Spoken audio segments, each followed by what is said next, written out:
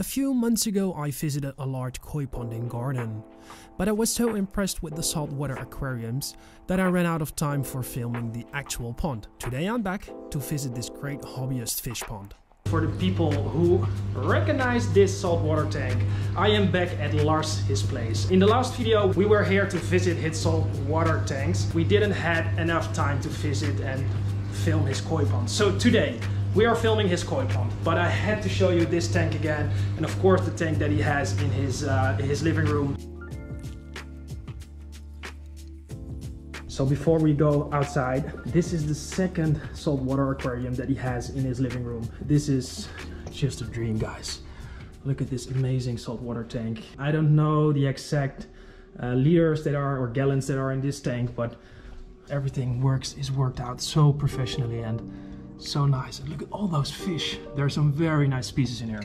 If you think that these reef tanks are already beautiful, you will be amazed at the pond and koi collection. Alright guys, so this is the outdoor koi pond of Lars with his amazing koi collection. It's a little bit wet, but you will see that on the drone footage why it's wet here. Lars is already enjoying his koi.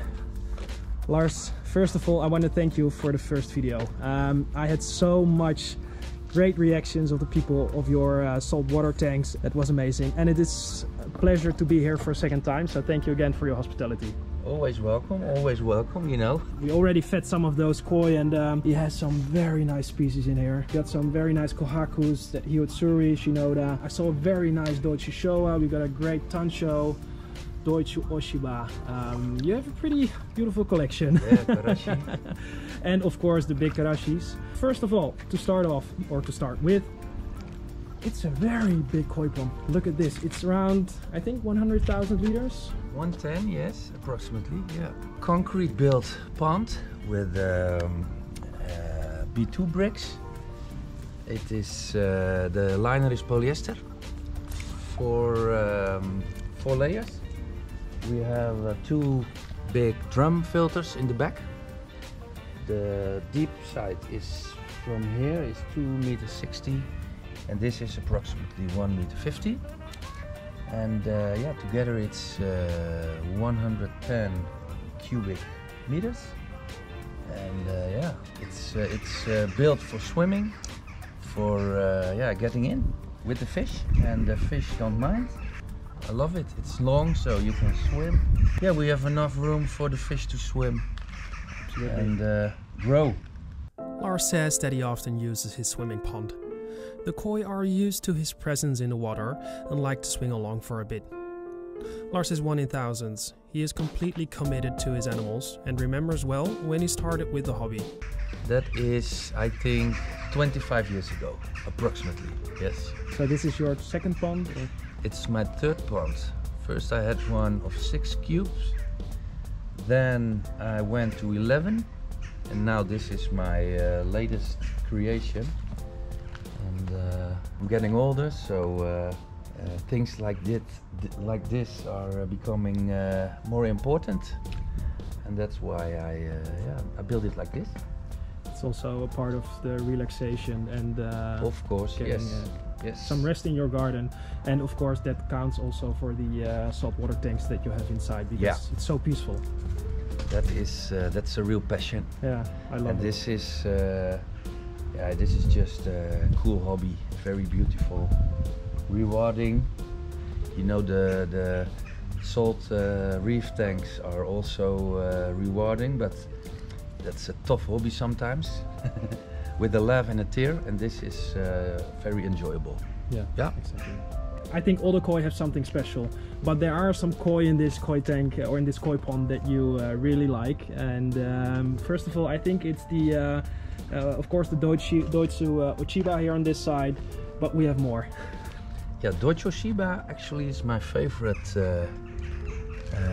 variety. The character and yeah, the build of the fish. This is Conia's bloodline, very old bloodline. The bloodline he lost when with the Jeju earthquake. Yes, yeah. Exactly. There's another Deutsche Oshiba. I don't know from which breeder that is.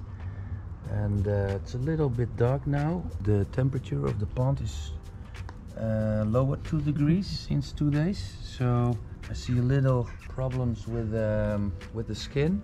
Of course, the Shagoi is the second favorite.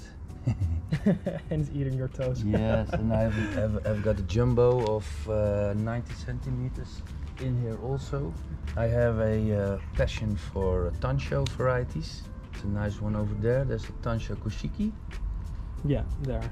She used to be really black. She became a little lighter the past months.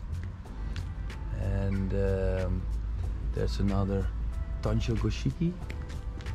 Yeah, so that one is over there. From Koi Wish, from Sibe, from Sealand. And of course, we know Sibe. Yeah. Sibe is a good friend of the channel. Yeah, he makes he chooses the right fish, and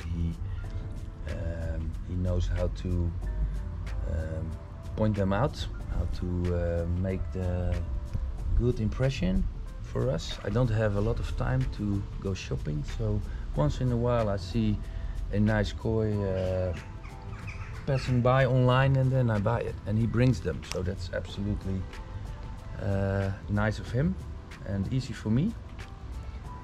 This comes from Kim's Koi from Belgium. Also some of the jumbo kois come from Kim, and the latest acquisition is the Hiutsuri over there. Shinoda Hiutsuri. And for the people at home, this koi is Nisai, so 2 years old, and I think she's already around, well, 55, maybe 60 cm. I think 60. Yes. And look at the quality. There are no black spots in the orange part. The body is very good, big head, and she will be. I think she will get easily to the 80 cm. Karashi Koi. This is the nicest breed. She's so big.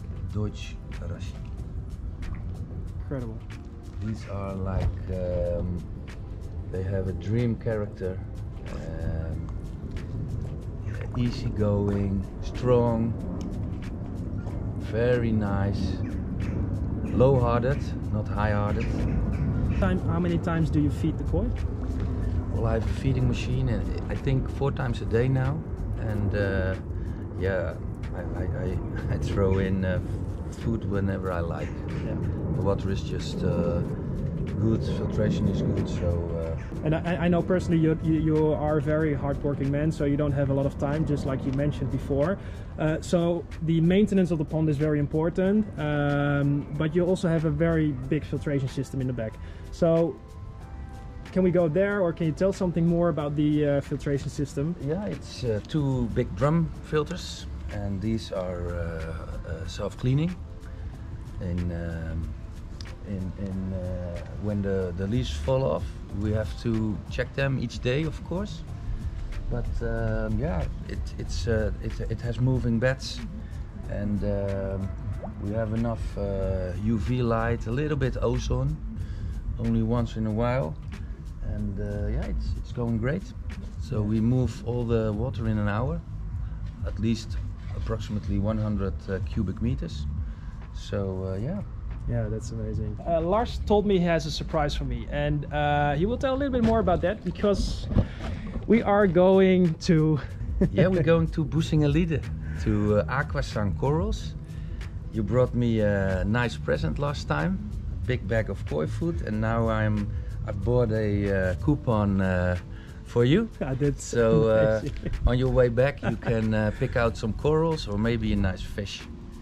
Wow, and that's very very kind of you, and that's really amazing, guys. So the last time when we did the video with the saltwater tanks, Lars mentioned the very nice coral shop that he buys, where he buys his fish and corals. That's the reason why we are also going there, because I really would like to see that shop. We are going to that place now, and yeah, I'm gonna make some more shots of the koi tank, and then I will see you there in the shop.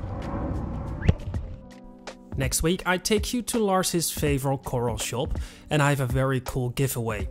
Do you want to have a chance? Like and share this video. Until next week.